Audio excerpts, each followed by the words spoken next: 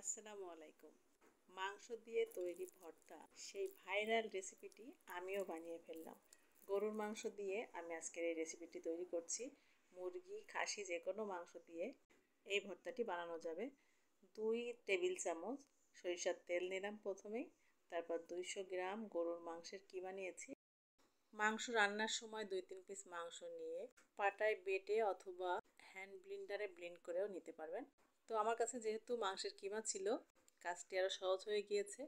এখানে আমি স্বাদ মতো লবণ দিয়েছি আর সামান্য হলুদের গুঁড়া দিয়েছি। তেলে কিছুক্ষণ মাংসটি ভেজে নিচ্ছি। ভর্তাটি সরিষার তেল দিয়ে করতে হবে। যে কোনো ভর্তায় সরিষার তেল দিয়ে করলেই বেশি স্বাদ হয়। আমি যে পরিমাণ তেল দিয়েছিলাম মাংস থেকে কিন্তু আরও বেশ খানিকটা তেল বেরিয়েছে। আমি খুব ভালোভাবে ভেজে নিচ্ছি। 2-3 মিনিট ভেজে নিয়েছি। এই যে দেখুন ভাজা হয়ে গিয়েছে। এখন আমি 1 কাপ পানি দিয়েছি। যেহেতু গরুর মাংস, এজন্য আমি 1 কাপ পানি দিয়েছি মাংসটি সিদ্ধ হওয়ার জন্য। এখন ঢেকে রান্না করে নিচ্ছি। পানি শুকিয়ে এসেছে, তেলের সাথে সামান্য পানি একটু আছে। এখন আমি দিচ্ছি 4-5টি পেঁয়াজ বড় সাইজ করে কেটে দিয়েছি। বড় একটি রসুন কোয়াগুলো এভাবে ছাড়িয়ে আস্তে আস্তে দিয়েছি। শুকনা মরিচ, কাঁচা মরিচ দিয়েছি 4-5টি করে। ঝালের পরিমাণটি আপনার স্বাদ অনুযায়ী দিবেন। আমি যে পরিমাণ ঝাল খেতে পারি সেই পরিমাণে দিয়েছি। এখন নেড়ে চেড়ে খুব ভালোভাবে সবগুলো উপকরণ ভাজা ভাজা হয়ে যাওয়া পর্যন্ত ভাজতে থাকবো।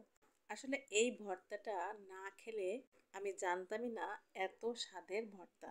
এই পর্যায়ে আমি আবারও দিচ্ছি 2 টেবিল চামচ সরিষার তেল। যে কোনো ভর্তার স্বাদ বেড়ে যায় সরিষার তেলে।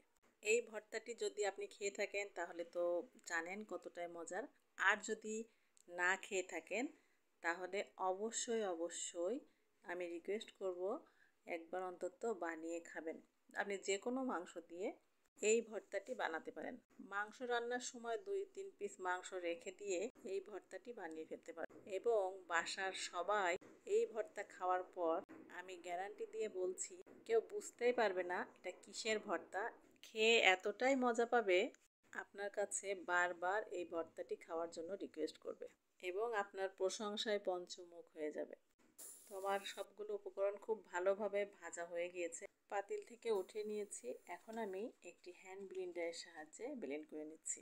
আপনাদের কাছে পাটা থাকলে চাইলে পাটায়ও বেটে নিতে পারেন। খুব সহজেই তৈরি হয়ে গিয়েছে দারুণ মজার মাংস দিয়ে সেই ভাইরাল ভর্তা।